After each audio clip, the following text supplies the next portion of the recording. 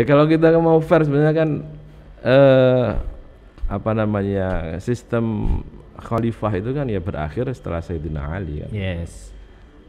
Al-Khulafaur Rasyidun ya. Ya. Selanjutnya sebenarnya adalah raja-raja yang Raja-raja. menjuluki dirinya khalifah, gitu aja kan. Mengklaim Dirinya khalifah. Kalau presiden tidak disahkan secara fikih, maka seluruh produk-produk hukum betul yang dihasilkan oleh pemerintah dipertanyakan, menjadi ilegal. Ya, ilegal secara agama. Terutama ini ya. Nikah. Terutama nikah. Ya.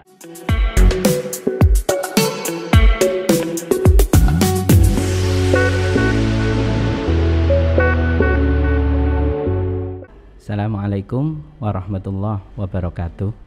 Alhamdulillah pada kesempatan ini kita berjumpa lagi di Dunia Santri Podcast. Kita hari ini sangat istimewa karena kehadiran tamu istimewa kita namanya Mas Anwar Sadat ya. Assalamualaikum Mas Anwar. Waalaikumsalam. Gimana kabarnya ini? Baik, alhamdulillah. Alhamdulillah. Terima kasih meluangkan waktu untuk mampir untuk diskusi pada kesempatan hari ini. Saya malah yang harus terima kasih. Oke Mas Anwar, jadi gini ya, nasionalisme itu kan menjadi salah satu syarat penting ya, salah satu spirit Indonesia merdeka. Para pahlawan kita itu memerebutkan dan mempertahankan negara kesatuan Republik Indonesia ini kan salah satunya kan value-nya nilai-nilai nasionalisme. Mungkin Mas Anwar bisa sedikit menceritakan nasionalisme itu apa sih, dan kita itu bagaimana cara kita menjadi seorang warga negara yang nasionalis gitu. Ya, tema ini nggak bisa kita ini ngomong santai soal nasionalisme ya. Oh gitu ya. Tadi kontraknya kan kita santai ngomongnya ya. Santai. Tapi begitu ngomong nasionalisme tentu kan sesuatu yang memang dalam itu. Karena itu ada banyak buku yang ditulis mengenai al-watanu fil Islam atau al-muwatanatu fil Islam gitu. Karena memang tema ini menjadi sesuatu yang baru ketika terutama ya setelah runtuhnya Utsmaniyah, ya. Kemudian ide mengenai nasionalisme, ide mengenai negara bangsa itu mulai digagas. Dan ulama kita telah memperbincangkan itu secara sangat mendalam, terlibat dalam proses-proses bagaimana menyikapi ya suatu politik dalam skala mondial, skala dunia. Baik itu pertemuan di Mesir ya, ataukah pertemuan di Mekah, Komite Hijaz ya, di Komite Hijaz. Dan pada akhirnya kan kita berhadapan dengan suatu faktum kata bahasa bahasa Yunani ya, fakta bahwa ide nasionalisme itu menjadi kenyataan yang harus kita terima sebagai suatu fakta. Bahwa perjuangan universalisme Islam itu pada akhirnya kan berhadapan dengan realita. Ya kan? Karena kesalahan Utsmaniyah mengambil posisi koalisi dengan negara-negara yang akhirnya kalah perang dalam Perang Dunia Pertama, sehingga itulah yang menjadi perdebatan yang panjang oleh para founding fathers kita ketika merumuskan suatu konsepsi negara dalam bentuk seperti apa sih yang mau kita dirikan ini, dengan referensi yang berbeda. Tokoh-tokoh nasionalis menjadikan referensi dari teori-teori politik di Eropa. What is a Nation kan gitu kan, ada buku yang ditulis oleh Ernest Renan. Tetapi kan tidak ada konsepsi mengenai nasionalisme dalam literatur filsafat politik Islam. Betul. Sehingga meramunya dalam suatu konsepsi yang jadi seperti sekarang ini adalah suatu ikhtiar yang luar biasa. Suatu ijtihad politik yang luar biasa, yang saya ragu-ragu itu bisa diputuskan di era sekarang. Betul. Tanpa saya bermaksud hiperbolik loh ya.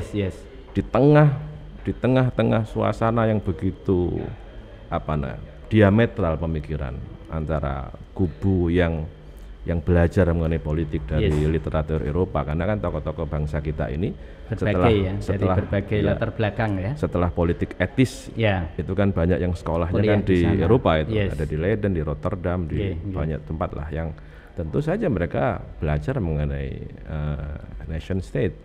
Sedangkan ulama-ulama kita yang juga tergabung di dalam tim Prumus itu adalah mereka yang ngajinya itu ya apa namanya fiqh siyasah yang dikaji itu ya Al-Ahkamus Sultaniyah, baik yang ditulis oleh Imam Al-Mawardi maupun oleh Imam Abu Ya'la kan sama. Jadi nggak ada konsepsi mengenai nasionalisme dalam literatur klasik ya.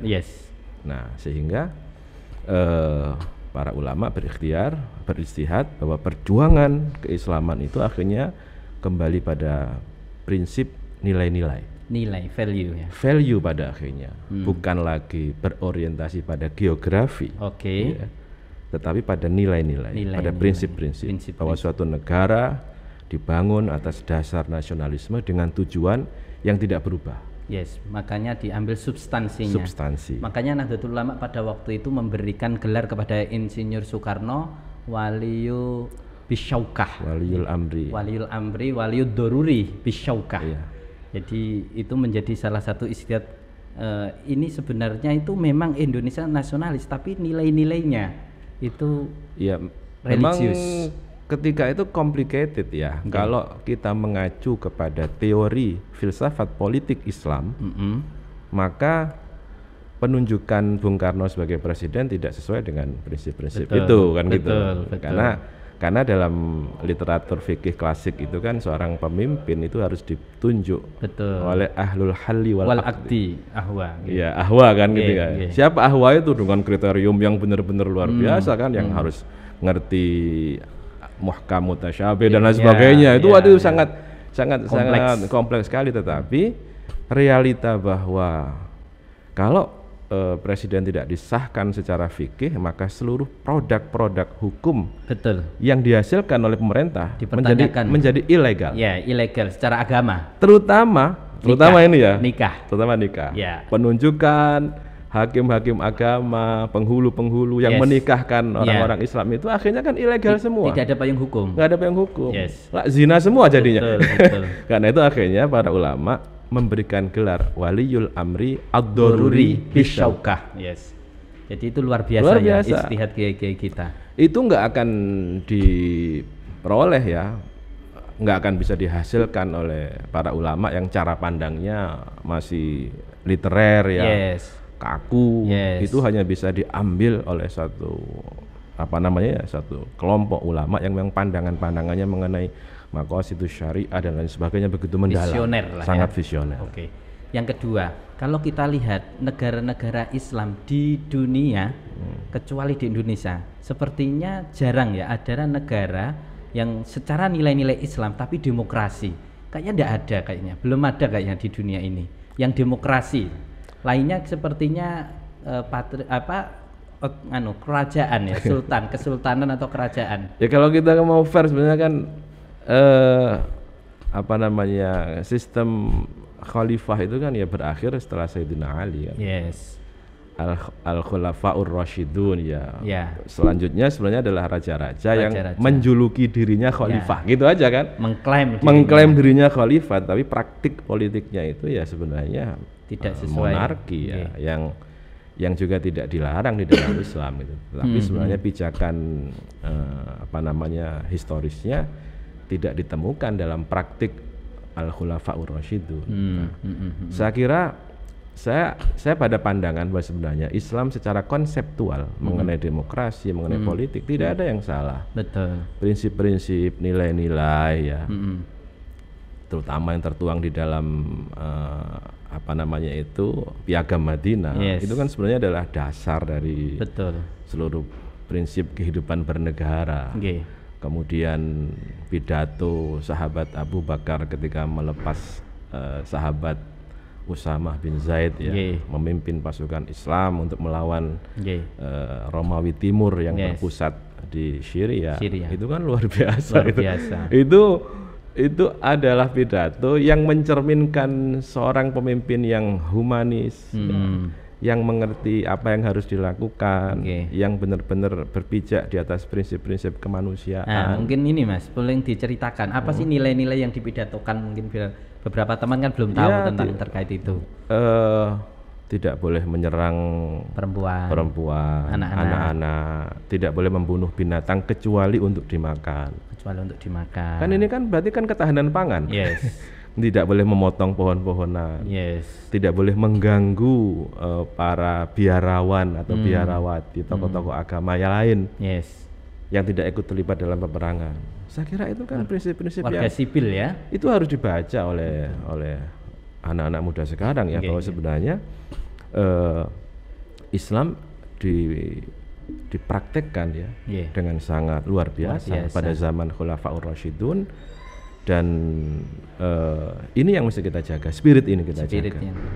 Bahwa kemudian terjadi dalam sejarah kita menyaksikan betapa pergantian dinasti ya, dari Amawiyah menuju Abbasiyah, dari Abbasiyah menuju Utsmaniyah, atau mungkin dinamika yang terjadi pada masa-masa Abbasiyah itu kan itu fakta historis sebenarnya. Itu adalah peristiwa sejarah yang tidak selalu harus dihubung-hubungkan dengan prinsip-prinsip dasar dalam agama. Siapapun ya ketika berada pada kekuasaan kan gitu, biasanya cenderung untuk melakukan segala cara untuk meraih tujuannya, mempertahankan kekuasaannya. Dan itu tergambar loh. Saya kira begini. Saya menemukan suatu kronik perjalanan kehidupan sejarah kita itu yang luar biasa itu, yang setiap detailnya itu bisa kita jadikan sebagai ibroh ya. Seperti Piagam Jakarta. Seperti Piagam Jakarta. Bagaimana tokoh-tokoh kita itu begitu legowo ya. Padahal kita mayoritas. Tapi kita legowo dengan menghilangkan atas tujuan yang lebih besar. Gitu. Berat loh itu. Mengorbankan sesuatu yang sebenarnya tidak terlalu prinsip ya. Tapi untuk sesuatu yang tidak boleh dikorbankan kan prinsip. Yes. Tetapi ketika sudah menyangkut mengenai cara, mengenai teknik itu bisa dinegosiasikan. Wasilah bisa negosiasi, tapi goyah yang tidak bisa dinegosiasi. Itu tergambar kan dalam film Sang Kiai itu. Betul. Soal prinsip saya nggak mau negosiasi kan gitu Hadratus Syekh. Tapi kalau menyangkut cara, menyangkut teknik, strategi, kita bisa bernegosiasi gitu. Bagaimanapun caranya. Ini sudah mulai berat loh ini. Oke. Lagi guys. Jadi gini, kebetulan saya instruktur nasional moderasi beragama. Jadi kemarin ada beberapa penelitian termasuk dari PPIM UIN Jakarta. Itu mohon maaf, anak-anak SMA itu juga ada yang mempunyai pandangan ingin mengganti Pancasila dengan khilafah Islamiyah. Gimana pandangan jenengan Gus terkait itu? Ya itu politik sebenarnya. Ya artinya setiap pandangan-pandangan yang berorientasi pada kekuasaan itu kan ya politik. Kita sudah sepakat memilih demokrasi sebagai pilihan. Itu artinya ya sesuatu pandangan yang diyakini oleh sebagian orang, dia mesti berjuang untuk meyakinkan kepada orang lain. Sebagai suatu pikiran kan tidak boleh dilarang itu. Betul. Kecuali kalau sudah memasuki wilayah tindakan, gerakan, itu baru itu dianggap sebagai makar ya. Tapi sebagai satu pikiran, saya kira gimana caranya kita melarang pikiran? Kita hormati lah itu. Kita hormati, tetapi sekaligus menjadi tanggung jawab besar kita untuk melakukan suatu pola pendekatan yang lebih wise ya, yang berbasis pada kesejarahan kita. Karena anak-anak muda sekarang itu nggak bisa dibohongin lagi. Betul, pintar-pintar juga. Pintar-pintar. Bahkan mungkin jauh lebih pintar dari kita. Betul. Mereka mendeklar dirinya sebagai generasi Z. Iya, coba misalnya gini. Milenial. Ingatkan mereka mengenai ayat Al-Qur'an misalnya. Wa kadzalika ja'alnakum ummatan wasata. Wasata itu kan pengertiannya ya moderat. Kan, atau adlan yang adil. Adil kan berarti harus proporsional. Menurut saya DNA kita ini, jati diri kita ini adalah ummatan wasata. Ummatan wasata. Bukan umat yang al-ghulu dalam banyak hal. Dalam beragama terlalu over. Over itu maksudnya ya terlalu keranjingan, melebihi batas. Atau mungkin terlalu al-ghulu, kelebihan dalam masa bodohnya, nggak boleh juga kan gitu. Cuek. Jadi nggak boleh terlalu berlebihan di dalam memegang apa namanya itu ya satu keyakinan tertentu, tetapi juga tidak boleh cuek. Dan cueknya itu melampaui batas. Menurut saya ini bisa dielaborasi. Dan kenapa saya katakan bahwa DNA umat Islam itu adalah ummatan wasata? Karena teksnya kan jelas. Wa kadzalika ja'alnakum, ya, aku jadikan engkau itu kan umat Muhammad kan, sebagai ummatan wasata. Tujuannya apa? Karena kita ini nanti akan menjadi saksi kan. Litakunu syuhada'a 'alan nas wa yakunar rasulu 'alaikum syahida. Jadi sehingga kita akan menjadi witness, jadi saksi bagi umat yang lain. Karena saya pernah baca ini, agak ya menarik juga. Syekh Al-Mutawalli Asy'arawi itu kan idola saya. Ya, idola banyak orang. Termasuk idola saya. Jadi nanti nabi-nabi itu kan disangkal dia oleh para umatnya itu. Enggak. Nabi Nuh nggak pernah, umatnya ngomong, saya nggak pernah dapat perintah soal itu, nggak pernah diajari begitu. Nabi-nabi yang lain juga begitu. Ya Allah, saya nggak pernah diajari oleh Nabi saya soal itu. Mereka menyangkal semua dakwahnya para rasul. Tetapi umat Muhammad yang ditunjuk ya dalam Al-Quran sebagai saksi bagi umat-umat yang lain, nggak benar. Mereka sudah diberi, sudah sampai, sudah didakwai, tapi mereka menyangkal, menolak. Dan yang menjadi saksi kita adalah wa yakunar rasulu 'alaikum syahid. Saya kira ini basis ini, Mas. Betul. Ini basis ideologi ya. Ketika kita bicara mengenai wasatiyah, mengenai moderasi, bahwa banyak sumber-sumber dalam ajaran agama kita ini yang ya memberikan pelajaran penting kepada kita bahwa di dalam beragama itu ya kita dilarang untuk terlalu over gitu. Betul. Sama seperti banyak hadis, saya ini seorang rasul, ya saya ini ya saya puasa, asumu, tapi juga berbuka. Tapi saya juga nggak puasa gitu loh. Saya tidur, tapi juga nggak tidur. Wa atazawwajun nisa kan gitu kan, saya juga menikah. Tapi ini An-Nisa kan jamak itu, Mas. Gimana? Betul. Rame itu. Itu podcast yang lain aja. Wa atazawwajun nisa itu nisa. Bukan mar'ah lah ya. Bukan mar'ah. Ya. Anak pondok paham ini. Oke. Nanti rame itu, guys. Oke, lanjut. Supaya jadi humor aja. Betul. Saya teringat kata-kata dari Gus Baha. Jadi dulu Nabi Isa itu saking tidak pernah kelihatan makan oleh umatnya, malah dijadikan Tuhan oleh umatnya. Makanya kata Gus Baha ini saya masih ingat, makanya Nabi Muhammad itu terkadang kalau dahar itu kelihatan bahwa Nabi Muhammad itu seperti manusia makan juga loh. Saking dan ngajak sahabatnya juga. Betul. Makanya makan bersama itu sudah tradisi ya. Penting ya. Mulai dari zaman Nabi. Masalahnya kapan kita makan bersama? Ini. Oke, makanya Nabi punya sifat a'radul basyariyah lah ya. Bahwa Nabi Muhammad juga menikah, juga makan, istirahat dan seterusnya. Oke, lanjut Gus. Dalam moderasi beragama ini ada dalam tanda kutip beberapa isu yang akhir ini rame. Moderasi beragama itu adalah moderasi agama, bukan moderasi beragama. Agama itu mau dimoderatkan, itu ada isu pertama. Yang kedua, ini adalah dalam tanda kutip agen dari sanalah luar negeri dan seterusnya. Padahal kita sudah tahu semua, dalilnya juga jelas, kita juga punya ruh sebagai umatan wasaton dan seterusnya. Bagaimana Gus mengenai isu-isu yang seperti itu? Saya katakan tadi kan basis filosofis dan basis ideologi dari wasatiyah itu kan ayat Al-Quran yang saya sebutkan tadi itu.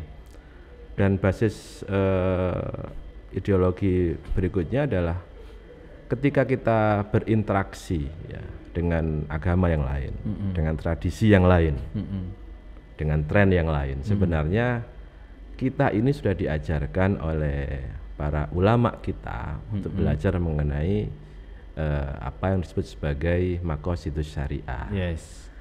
Tujuan-tujuan syariat itu sebenarnya apa sih? Itu yang mesti kita pegang. Hari-hari ini kita lagi rame soal LGBT, ya kan? Karena beberapa hari yang lalu ada podcast lah tapi tidak seperti ini ya. Podcast yang lain. Nah, ada orang yang berlindung atas nama kebebasan berpendapat yang dilindungi konstitusi, tetapi harus diingat kita sebagai umat Islam itu kita harus memahami bahwa seluruh hukum yang diciptakan oleh Allah Subhanahu wa taala yang dicontohkan oleh Rasulullah sallallahu alaihi wasallam kemudian dirumuskan oleh para ulama usul fikih, karena itu kita Imam Al-Ghazali ada kitab Al-Mustasfa kan gitu kan dan lain sebagainya, prinsip-prinsip yang kita sebut sebagai maqasidus syariah. Perlu dijelaskan Gus, mungkin teman-teman nggak tahu maqasidus syariah itu apa, hifdzul mal, hifdzul nafas dan seterusnya itu Gus. Nah, maqasidus syariah itu pada dasarnya ada 5 prinsip yang penting, al-usul al-khamsah yang mesti kita jaga.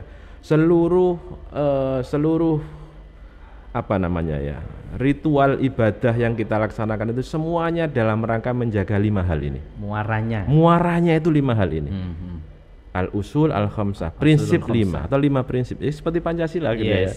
Apa saja 5 prinsip itu? Yang pertama adalah hifdzuddin, menjaga agama. Maka hal-hal yang kemudian memiliki implikasi tercederainya kesucian agama mesti kita tolak. Itu nggak ada negosiasi. Prinsip itu. Prinsip. Seperti akidah lah. Seperti akidah itu. Kita nggak bisa meyakini bahwa agama lain itu benar. Kita tetap harus yakin bahwa agama kita lah yang paling lakum dinukum. Bahwa Anda. Tetapi kita mesti menyadari bahwa ada orang lain yang mengaku agamanya paling benar. It's okay. Tapi kita nggak bisa memaksa mereka untuk memahami apa yang kita pahami, yang meyakini apa yang kita yakini, dan tidak bisa kita maksa. Tidak bisa. Betul kan ya? Sebenarnya luar biasa loh kalau kita mau mengkaji ini secara milenial begini ya.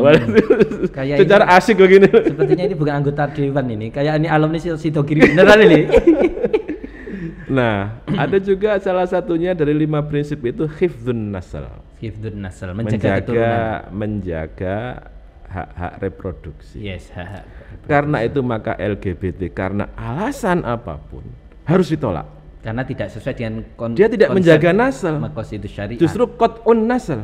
Memotong. Iya, bukan hifdzun nasl lagi, tapi bisa memotong reproduksi, memotong bahwa kita itu diminta menikah kan, tanah salu kan, kita suruh diperintahkan oleh Rasul, ada rabi apa niku, rame lagi kalau nanti podcast lain itu, tanah salu, berketurunan lah kamu itu, ini terus lontong, masa iso tanah salu kan gitu. Nah, saya kira ini prinsip. Jadi atas nama kebebasan apapun, atas nama kampanye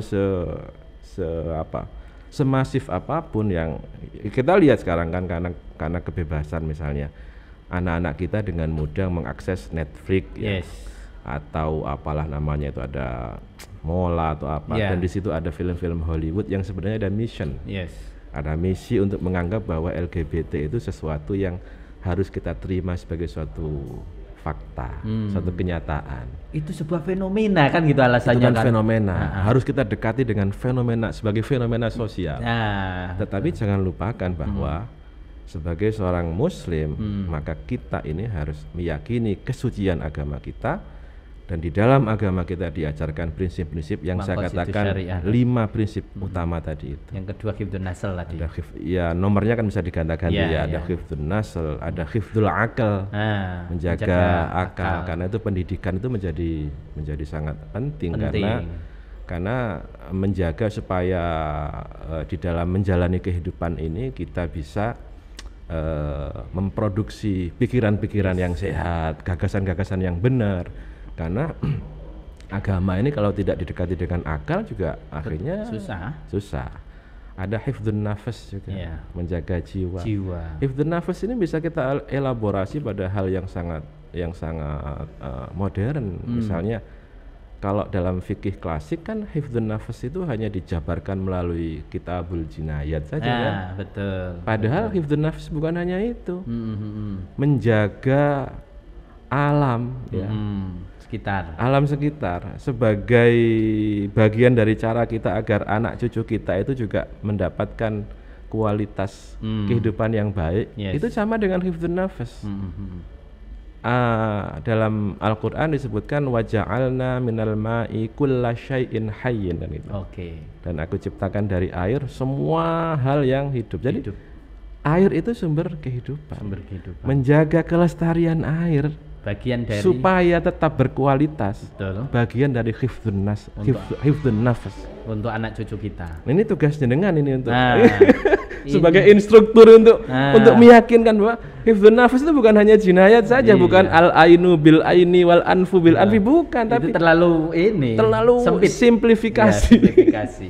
Harus menjaga lingkungan, alam. Jangan menebang pohon, karena implikasinya menebang pohon itu kan menjadi sumber-sumber air kemudian menjadi dangkal dan akhirnya mungkin anak cucu kita nggak akan bisa menikmati kualitas air yang seperti kita. Betul. Makanya ini isu tentang perubahan iklim lagi sangat luar biasa. Hari-hari ini tuh panasnya Surabaya itu luar biasa. Nah, kalau anak-anak bilang itu kayak neraka bocor katanya. Terus kaitan sama moderasi gimana nih? Kembali ke laptop nih. Kembali ke laptop. Oke guys, lanjut ke moderasi. Hifdzun nasl, hifdzul akal, hifdzul mal. Ya, hifdzul mal belum dibahas. Iya, hifdzuddin, hifdzun nasl, hifdzul akal ya, hifdzun nafas, hifdzul mal. Nah, hifdzul mal ini belum dibahas. Ini nanti kaitannya sama kripto tadi. Gimana ini? NFT, OpenSea gitu ya. Itu perlu podcast sendiri. Oh iya. Oke, kembali ke moderasi beragama, Gus. Kayak ini cerita Yai Said Agil Siraj, saya pernah mendengar beliau ceramahnya. Dalam sebuah ceramah beliau menceritakan bahwa kenapa nama pondok-pondok pesantren itu lebih terkenal dengan nama desanya daripada nama pondoknya itu sendiri. Pondok Tebu Ireng, Pondok Lirboyo, Sidogiri, Sukorejo, Kajen dan seterusnya. Nah, itu gimana Gus? Apakah padahal masing-masing pondok itu punya namanya, Ploso, punya nama loh sebenarnya, tapi lebih terkenal desanya daripada nama pondok itu sendiri, Gus. Bagaimana hubungannya dengan nasionalisme santri? Menurut saya karena memang dari awal ya substansi yang menjadi pegangan ya kita. Artinya tidak kepada kulitnya. Kalau nama itu kan jadi tidak kepada nama, tidak kepada ismun, tapi al-musamma kan. Al-musamma, betul. Dan itu menurut saya pribadi memang sesuatu yang wajar terjadi karena memang pada dasarnya para ulama dulu itu lebih memprioritaskan kepada substansi ya, substansi daripada kemasan yang artifisial katanya orang sekarang itu kan. Packagingnya, nama kan packaging. Substansi. Menurut saya itu menjadi sesuatu yang wajar dan itu juga juga mungkin kita di masa lalu ya dalam literatur kitab-kitab lama itu kan selalu nama-nama orang itu kan dikoneksikan dengan tempat asalnya. Dia dari mana, meskipun ada yang katanya Kiai Said Agil ada yang salah kaprah itu. Nama Dainuri itu. Pernah dengar enggak itu? Orang Jawa itu sering ngasih nama itu Ad-Dainuri itu. Ada Dainuri namanya. Padahal yang salah, yang benar itu bukan Dainuri, tapi Dinawar itu.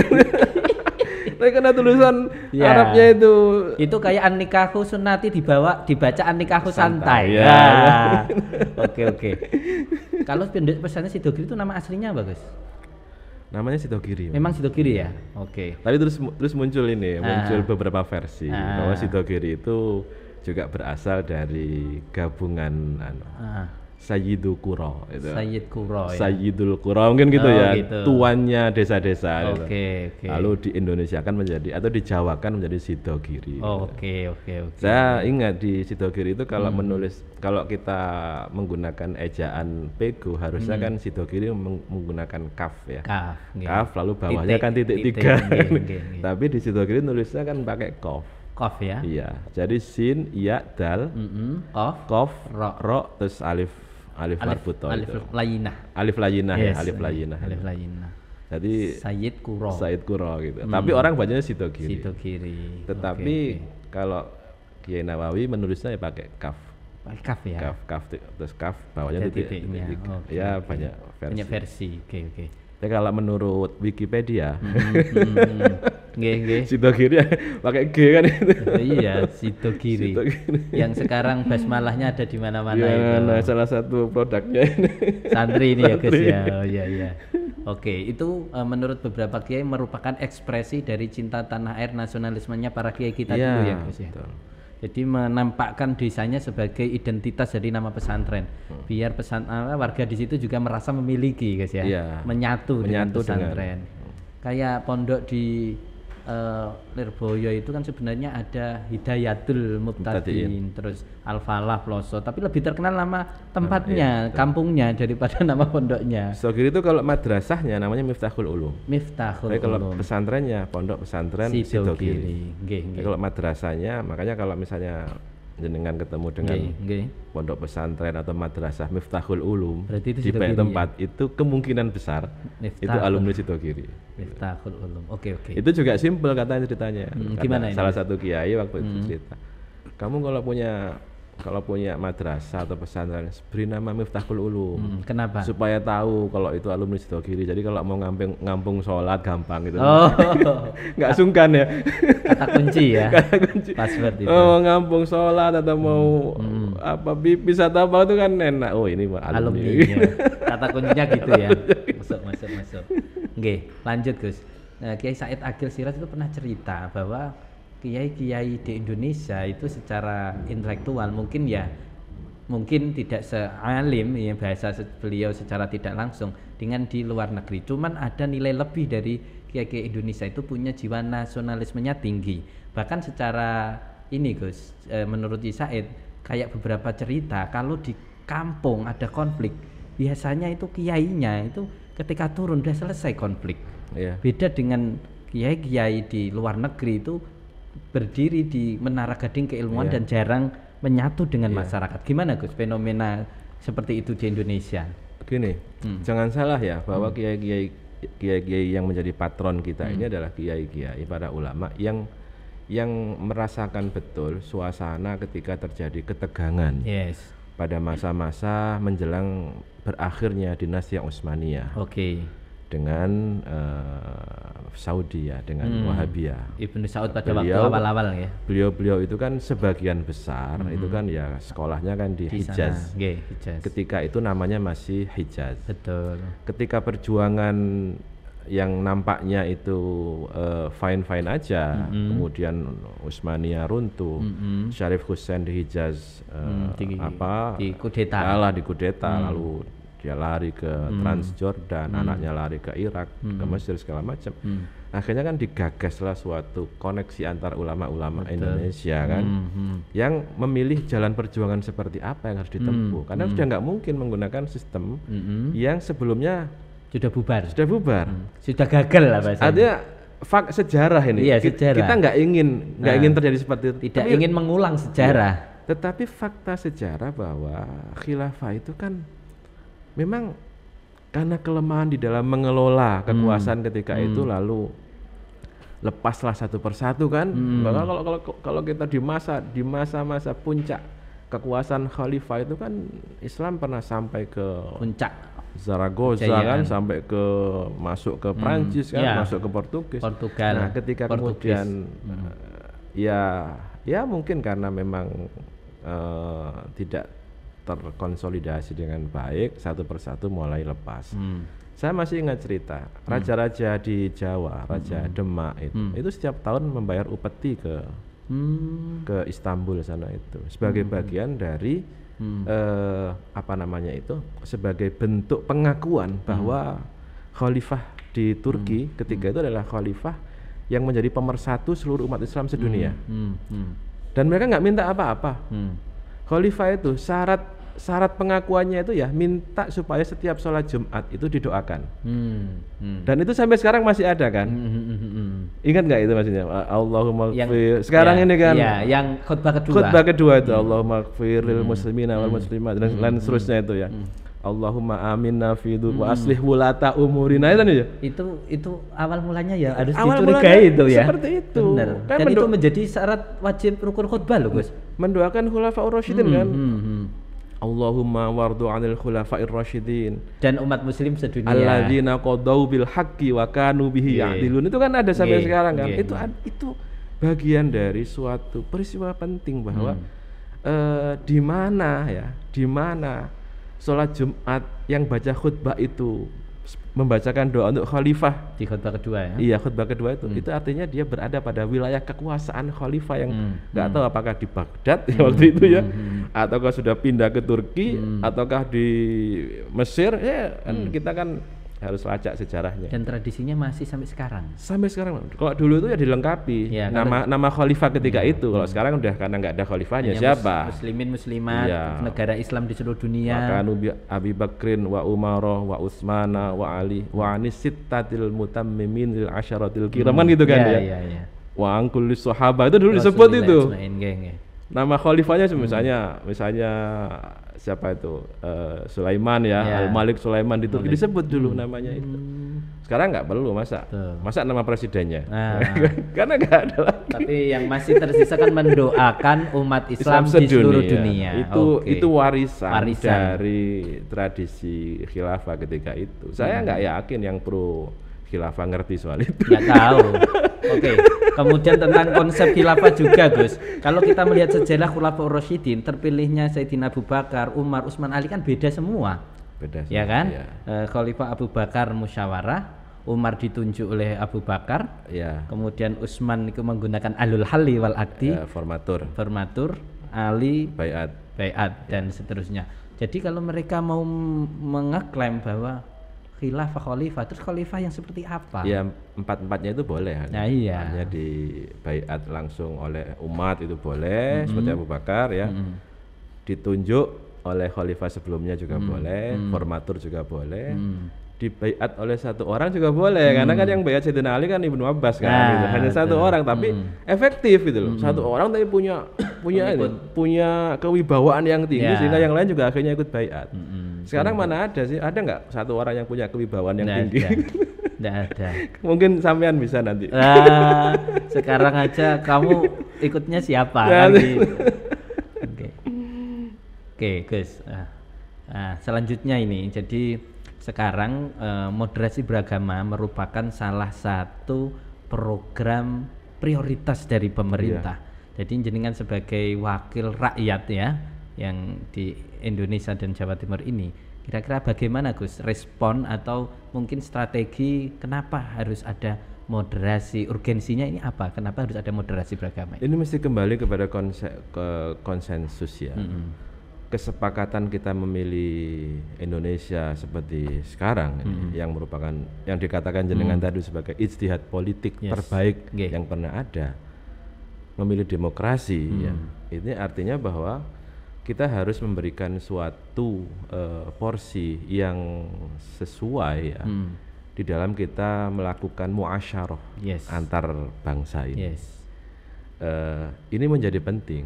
Jadi tidak yang gini, yang muncul kenapa moderasi beragama menjadi isu yang sekarang kembali didengungkan dan penting. Meskipun sebenarnya itu kan tema yang sudah kita praktekkan selama bertahun-tahun ya, puluhan tahun yang lalu, sejak ratusan tahun yang lalu. Salah satu contohnya itu kan tahlil sebenarnya. Tahlil itu kan adalah contoh konkret dari moderasi beragama. Iya, contoh konkret dari kehidupan beragama. Dulu itu kan sebenarnya kan gini. Tahlil itu kan sekarang bukan lagi menjadi program, tapi menjadi bagian dari budaya. Budaya, betul. Terus ada misalnya saudaranya yang meninggal, masa mau ngapain lagi? Ya tahlil. Ya, betul. Padahal itu kan awal mula ketika dipraktekkan tahlil, pasti tantangannya kan luar biasa. Tapi sekarang dengan tidak sadar orang itu ya emang sudah mindsetnya itu ya ini peristiwa budaya. Tahlil itu bukan lagi peristiwa agama akhirnya. Sudah membumi ini loh.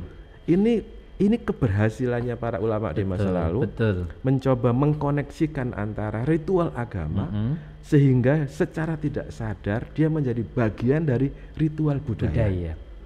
Betul, Canggih nggak itu? Canggih itu. Wali Songo zaman dulu luar biasa ya. Nggak ada baliho, hadirilah pengajian akbar kiai. Nggak ada fotonya ya. Nggak ada fotonya, nggak ada podcastnya, nggak ada videonya. Iya. Tetapi apa yang beliau yang beliau lakukan, amalkan. Kemudian diintroduksi secara masif melalui jaringan ulama pesantren ya, santri-santrinya, sehingga dengan tidak sadar menjadi bagian dari ritual kebudayaan. Itu yang saya kira contoh konkret keberhasilan yang luar biasa dari dakwah yang dilakukan oleh para ulama di masa yang lalu, dan saya kira ini yang mesti kita pertahankan, aktualisasikan ya. Menurut saya moderasi beragama itu pada akhirnya kita emang harus memberikan ruang ya, ruang, tidak merasa dirinya caranya yang paling benar. Prinsip dari Hadratus Syekh jelas. Betul. Ada hal-hal yang bisa dinegosiasikan, yang tidak terkait dengan prinsip, usul. Ya, usul. Kalau menyangkut furu itu kan udah bebas saja, tapi menyangkut usul, dan usul yang paling penting adalah al-usul al-khamsah tadi. Al-usul al-khamsah. Prinsip yang 5 tadi. Ya, maqasid syariah tadi ya. Iya. Kalau di luar itu kan kita bisa bicarakan kan. Betul. Pakaian kan boleh pakai batik. Yang penting kan menutup aurat. Yang penting kan jadi substansinya tadi itu. Mau pakai karpet, mau apa bebas ya, yang penting menutup aurat lah. Oke. Ini udah sampai mana-mana ya? Iya. Podcast ya kayak gini. Ini sudah 30 menit guys. Ya, tidak terasa ya. Oke, mungkin yang terakhir guys, mungkin apa sih yang penting teman-teman ketahui tentang kenapa sih kita harus moderasi beragama? Kenapa nasionalisme itu harus kita imbangi, kita barengi dengan moderasi beragama? Kalau saya dari perspektif politik ya, pada dasarnya kita ini kan sudah punya genetik ya. Jadi jeladrennya bangsa kita ini bangsa yang moderat, yang tepos liro, yang prinsip-prinsipnya itu sudah kita hafalkan ketika kita masih sekolah dasar dulu. Tetapi kadang-kadang memang ada masalah lain yang kemudian timbul, yang kemudian menjadikan moderasi atau agama sebagai isu. Betul. Apa masalah itu ya? Masalah kemiskinan, masalah kesenjangan, gitu kan. Ada maraknya yang disebut sebagai populisme Islam, ya kan. Orang kemudian bergerak seakan-akan atas nama sentimen agama, tetapi pada dasarnya karena mereka adalah orang-orang yang kecewa karena terpinggirkan dari kehidupan, secara ekonomi tidak punya harapan. Menurut saya problemnya bukan agama, dan solusinya bukan agama juga. Betul. Solusinya itu apa ya? Kembalilah pada prinsip-prinsip, misalnya falya'budu rabb hadzal baitil ladzi at'amahum min ju' wa amanahum min khauf. Masalah-masalah ekonomi itu harus menjadi prioritas. Masalah-masalah keamanan harus jadi prioritas. Ini saya kira sepanjang masalah-masalah yang menyangkut basic needs ini ya kan, kebutuhan dasar manusia tidak terjaga dengan aman, maka akan selalu ada orang-orang yang menggunakan agama sebagai satu isu sentimen untuk melakukan mobilisasi politik ya. Dan agama itu kan sesuatu yang paling mudah, paling dibungkus seksi, ya. Apalagi sebentar lagi 2024. Aduh, ini ngiri-ngiri sedap sebentar lagi kita ini. Kita janganlah kita akhirnya kembali pada politik di masa lalu sehingga menggunakan ayat Al-Qur'an untuk menyerang partai politik yang lain kan, itu kan wala taqraba hadhihi syajarata. Ingat saya. Ingat. Saya belum milih waktu itu, tapi saya ketawa waktu itu. Ingat pada waktu itu. Hanya karena ada partai pakai pohon, lambangnya ngeri. Padahal kan jelas-jelas kan di luar konteks. Iya. Yang begitu-begitu saya berharap milenial ya, terutama kelompok milenial, Gen Z, mereka belajarlah agama dari sumbernya. Dan dari orang-orang yang kompeten mengenai agama. Betul. Sehingga tidak ikut pada upaya untuk membelokkan dari spirit ya, dari ruh, dari nilai-nilai agama yang benar. Dan saya kira Gen Z sekarang milenial punya kemampuan untuk itu. Karena mereka punya kemampuan berbahasa yang lebih baik dari kita, kemampuan mengakses dunia mereka itu, dunia virtual, dunia maya itu dunia realitas bagi mereka sekarang. Dan bisa bekerja di mana saja. Di mana saja. Saya kira mereka harus gunakan kemampuan berpikirnya, kemampuan rasionya itu dan kemampuan di dalam menguasai high tech ya, untuk mengkaji nilai-nilai dan spirit agama. Oke. Makasih Gus, menarik sekali. Kayaknya harus dilanjutkan dengan edisi selanjutnya ya, dengan tema yang lain. Terima kasih Gus atas waktunya. Teman-teman, terima kasih. Hari ini luar biasa tentang dunia santri podcast. Kita kehadiran sebenarnya bukan anggota dewan, tapi seorang santri yang nyamar sebagai anggota dewan. Saya Abdul Hamid, mohon maaf. Wallahul muwaffiq ila aqwamit thoriq. Assalamualaikum warahmatullahi wabarakatuh.